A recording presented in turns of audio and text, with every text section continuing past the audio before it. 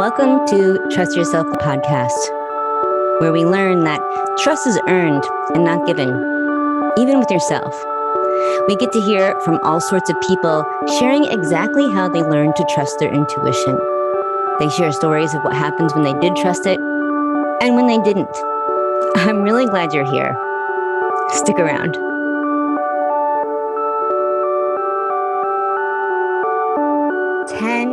Years ago, Jackson walked into my office and got a psychic medium reading. You know, so many people have walked through my doors, and many people in my position sort of say, you know, readings are just like in one ear and out the other. We, as a reader, we don't tend to hold on to the information. A lot of times we don't even know what we're talking about. In fact, it's the sitter who resonates with what we're talking about. However, I do remember meeting with Jackson, and there are a couple of reasons why the identifiers were so moving to me. He lost his parents. He was an orphan, and we connected on a very deep level to his parents. Well, a few years later, after that reading, he wound up creating a radio story for the podcast Risk. And I didn't actually know about it. I was not specifically named, although you'll hear that I'm aptly described. And I actually found out about this podcast story because a couple of people came to me for readings, and I said, "How did you find out about me?" And they said, "This podcast." You know, it's fantastically amazing to me that this reading was over 10 years ago now. And the readings that I do have just slightly changed. You know, you'll hear that we identified the spirits towards the end. That's changed. Usually when we're doing mediumship, we just identify them right off the bat. In the 15 years that I've been doing readings, the percentage of people who get back to me and share their experience at all is less than 1%. People tend to keep these experiences very private. So they come through my door. I give them very valuable, life-changing, emotional information. And most of the time, I never hear from them again. Of course, I do have super fans that come back to me year after year. But even then, when we meet, I don't get to hear what happens in between the sessions, how these readings have affected them, what their experience of the reading actually was. That's why this radio story that Jackson created is just so beautiful. You're going to get to hear before, during, and after the reading. His story is phenomenal. And I think it really demonstrates not only the power of mediumship, but why it's so important that we maintain a connection to our ancestors, to the people that we have loved and lost. My entire career is dedicated to helping you trust yourself and never needing my services again, so that when you're walking around in the real world, you can know your dad is there, your grandmother is there, your best friend is there, your cat, whoever it is that you have loved and lost, and they are not scary. So we're going to get back to our regular interview style after this episode, and we're going to be interviewing Jackson on the sister podcast, Dumb People. We have some amazing interviews already that we're just about to launch on this podcast, Trust Yourself. We've got a WNYC host. We've got an amazing astrologer. We've got a technical engineer who's in the process of learning how to trust his intuition. All of those are really amazing and are ready to be released. So we're going to come back to the regular style of talking to people about how they learn to trust themselves, what happens if they do, and what happens if they don't. After this episode, I hope you enjoy this really rare look inside a psychic medium reading. Enjoy.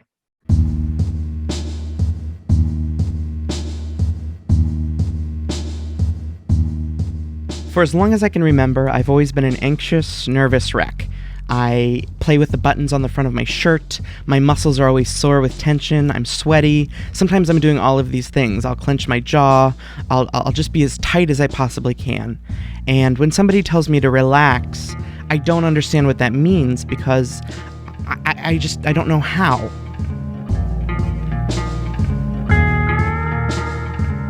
By the time I was 7, I had lost both of my parents. So I lived with my aunt and uncle, and I grew up in a very turbulent household. There was a lot of tension, and it sort of embedded itself into me at a very young age, and it's something that's always been with me.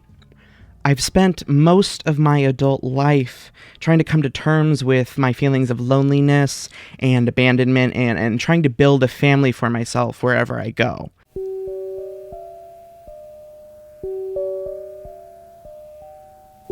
About 2 years ago, I was in school. I was in my last semester of school. Everything was piling up. I had work, piling upon work. I was working on projects. I was trying to get my finals done. And on top of all of this, I was searching for a job, which made it even that much more stressful for me. And since I'm somebody that doesn't handle stress well, I wasn't doing well. It was about the end of March, turning into spring. One night I said, fuck it. I'm just going to go to bed. I'm going to go to bed at a decent hour. I'm going to wake up and I'm going to feel great. So I went to bed around 11 p.m. And as soon as my head hit the pillow, I fell right to sleep. I slept for a few hours solid, and then I remember waking up, and I didn't know what time it was or how long I had been asleep, but I woke up and my room was freezing cold. It was as if I were in a giant freezer, which was very unusual for this time of year. Even though it was just the beginning of spring, it was already warm out. I remembered before going to bed having closed the windows, and I wanted to open my eyes and see if the window had somehow gotten open, but I couldn't move. I realized that my arms were crossed across my chest, just as tight as I could hold them. I was like pushing myself down into the bed. I couldn't move my arms, and I couldn't open my eyes. And I just felt this like weight on top of me, and I was freezing.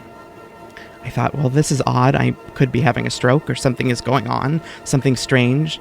And after a few seconds of just being so tight and feeling this weight on me, I heard a voice in my ear say, "Let your arms down to the side." I tried to release my arms. I couldn't. And I was getting freaked out. And then I heard the voice again say, "Put your arms down," in a very calm tone. And all of a sudden, I felt my whole body release. I was able to put my arms to my side, and I opened my eyes, and I looked around the room. The window was closed, the cold air was gone, and there wasn't anyone in the room with me. And I was freaked out. I couldn't tell if I had imagined this or if someone was in the room playing a prank on me, but everything was gone and everything was fine. And even though I was terrified, I looked at the clock and it was around 3 a.m. And I thought, well, nothing to do but to go back to sleep. So I went back to sleep. The next morning I woke up and I felt a very strange feeling, something I really couldn't remember feeling before. And it was a feeling of what I assumed to be relaxation. I felt good. I felt like I had finally slept a solid night. That day, I had a session with my new psychoanalyst, and I thought, I'm going to take this in and just see what he thinks about it. He's a great guy, but he's small, very dark, and seems very broody, and he sits in his chair, and he talks to me about Freud. I was thinking, oh my gosh, he's just going to eat this up. So I was lying on the couch, and I began to tell him what had happened, and the first thing I asked him, I said, "Do you believe in ghosts?" And he asked me, why was I asking him that? And I explained what had happened the night before. His reply was, "No, I don't believe in ghosts." He said, "I believe that you were having a very vivid dream and that your unconscious was trying to tell you something." I wanted to believe him, but I couldn't, because I did believe in ghosts. And no matter what logic he was trying to tell me, I believe that I was visited by a spirit. And here's why.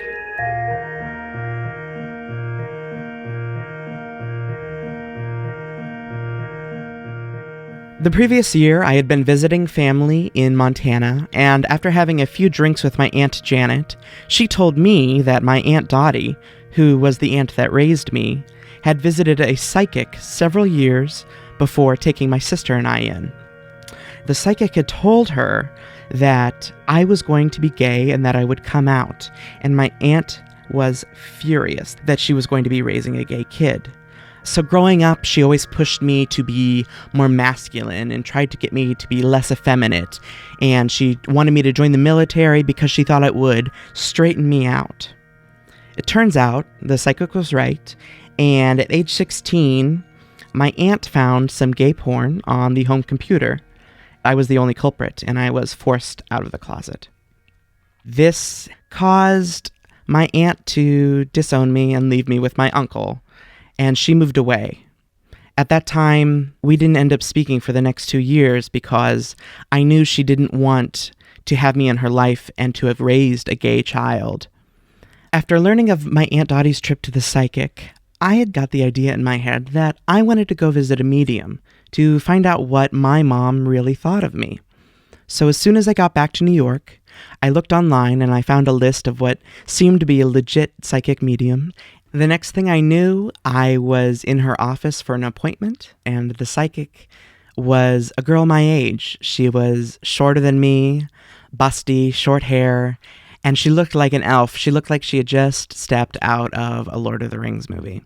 And I thought, all right, like, this little girl is going to be a psychic medium and talk to my dead parents. Yeah, right. So she took me into a smaller room in the back of her office, and there was bookshelves with mystical things. I was like, you've got to be shitting me. And, she told me that I had to pay her up front, and it was a lot of money. It was more money than I should have been spending, more money than I had. But I gave it to her anyway because this was something that I had to find out for myself. She sat me down in a chair across from me. She sat facing me with a table in the center. On the table, she had a little lamp and some crystals, and she asked me to write down 10 questions of things I wanted to ask her, or questions about somebody in a spirit that I would want to know. And so I wrote down my questions, and we went through them one by one, and they were, stock questions. And she answered all of these things, and her answers were very general and broad, and yes, you're doing the right thing. If you feel like you're not, then you're not on the right path. These are boring questions with boring answers, and I'm not really getting what I expected to get out of these. Towards the end of my list, I had a question about my parents, and the question was, what do my dead parents, my mother and father, think of me? And she said, well, let me ask them. And I thought, all right, lady, go ahead. She sat there quiet for a moment, and she said, I have both of your parents here with me, and they'd both like to speak to you. I'm still very skeptical, and I said, all right.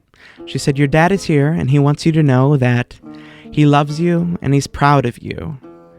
He doesn't understand you living in New York or your lifestyle there, but he wants you to know that he supports you no matter what your decisions are. And he said, every time you have a Miller High Life, you think of me. And I was like, all right. So, it was funny because my dad did drink Miller High Life. That was his beer of choice. But I thought, she must just be reading into this. This is a good guess. I thought, well, what about my mother? And she said, your mother's here, and she has even more to say to you. Your mother wants you to know that she is here. She supports you, she loves you, and she thinks you're great. She wants you to know that no matter what, she's always there looking out for you. And I thought, that is very stock. This is very generic. I said, can you prove to me that it's my mother? She sat quiet for a moment. She said, your mother wants you to remember a time when you were around the ages of 3 and 4. You would sit on her lap at the desk in front of an old Mac computer, and she would play a very specific computer game, and you would watch her play. And I was floored. This was one of the only memories I had left of my mother. She was very young when she died, and I was only 4 when she passed, so I didn't remember a lot about her. But I remembered this. I remembered sitting on her lap and watching her play this game and feeling very safe. And I was just stunned, and I started crying. And I said, yes, it is really her. And she said, your mother wants you to know that for your whole life, she's been acting as your guardian, and that she loves you, and that she's taking care of you for as long as she needs to, and that she's not going to leave until you're able to take care of yourself in a way that is safe and healthy. And she said, your mother is acting as your matchmaker, and she's looking for someone for you, and she thinks that she's going to find someone soon, but to not lose hope, and that he's out there waiting, and she's going to find him for me. And the last thing she told me was that I needed to make sure that whatever career path I chose, it was a creative field where I would work with my hands.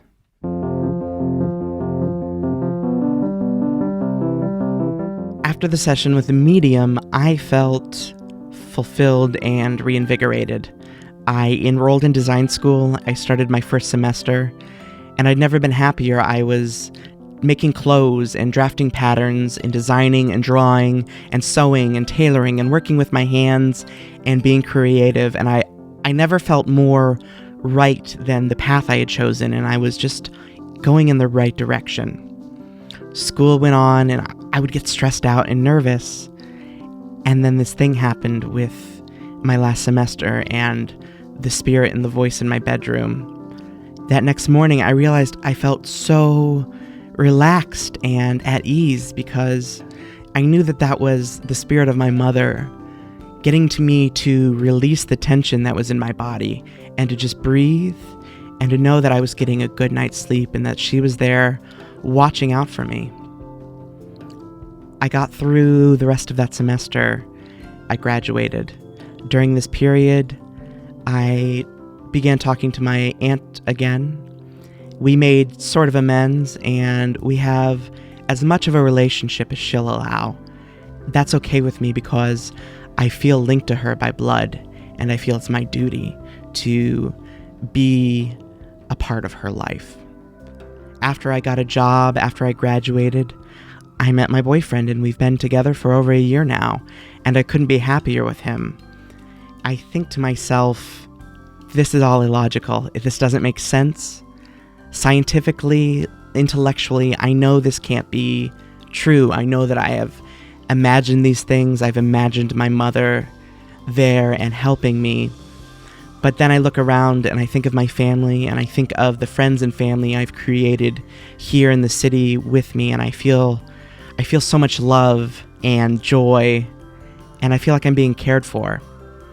The only thing I can think is that it's my mother, and she's there, and no matter how nervous or anxious I might be, I'll always have those nerves, but I'll also always have her for as long as I need her, guiding me and pushing me in a direction of happiness and looking for inner peace.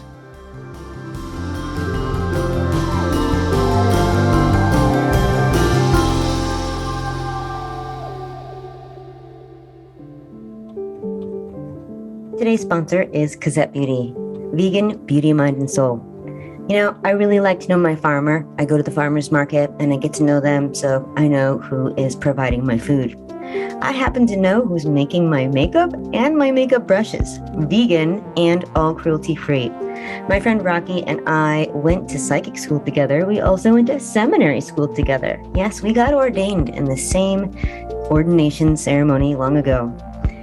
He is a kind, compassionate man who puts his heart and soul into his work. And I also happen to know pretty much every professional makeup artist that I have worked with knows Cosette Beauty. He's known for his brushes.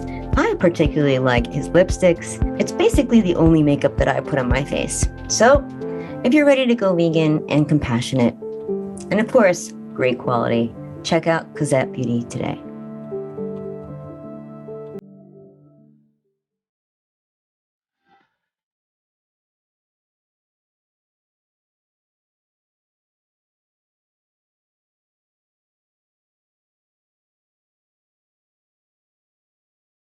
This episode of Trust Yourself, the podcast, is created, written, and produced by me, your host, Betsy LeFae. Music provided by the amazing and generous Ben Talmi. Thanks, Ben.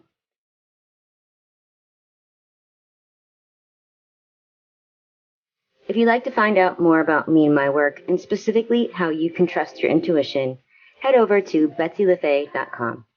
Thanks again for being here. See you next time.